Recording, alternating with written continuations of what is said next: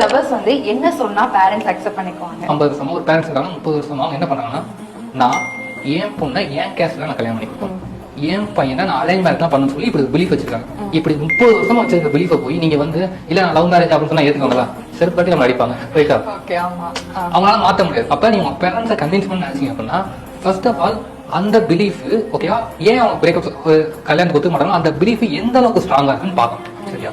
இப்போ நல்லா தெரிஞ்சுக்கோங்க, எக்ஸாம்பிளுக்கு ஈஸியாக ஒரு 3 லெவலில் வச்சுக்கோம். லைட்டாக அவங்களுக்கு இருக்கு, ஓகே, நார்மலாக கேஸ்ட்லாம் கல்யாணம் பண்ணிக்கணும், இல்லை நார்மல் பிலீஃப் இருக்கு. அது எக்ஸ்ட்ரீமுக்கு என் கேஸ்ட்லாம் கல்யாணம் பண்ணிக்கணும் இந்த ஒரு பிலீஃப் இருக்கு. சரியா? எக்ஸ்ட்ரீமாக இருந்துச்சுன்னா நம்ம குட்டிக்காரன் போட்டாலும் நடக்காது. ஓகே, என்ன பண்ணாலும் அவங்க ஒத்துக்கவே மாட்டாங்க. சரியா? நம்ம பண்ணுறது அந்த ஐடியா ஆஃப் கன்வின்சிங்கே தப்பு, நடக்கவே நடக்காது. பட் அப்படி இல்லாமல் லைட்டாக தான் அவங்களுக்கு வந்து எப்படின்னா, நம்ம கேஸ்ட்ல கல்யாணம் அப்படின்னா கொஞ்சமா பேச பேச பேச என்ன அப்படின்னா கொஞ்ச நாள் கழிச்சு சரி ஃபைன் போய் தொலைகிறாங்க அப்படின்னு சொல்லி தனி வச்சு சரிட்டு ஏற்றுக்குவாங்க. சரியா? நார்மலா இல்லை என் கேஸ்ட்ல கல்யாணம் பண்ணிக்கணும்னு சொல்லி கொஞ்சம் நார்மலா இருந்துச்சு அப்படின்னா அவங்களும் ஒத்துக்குவாங்க. But it takes time.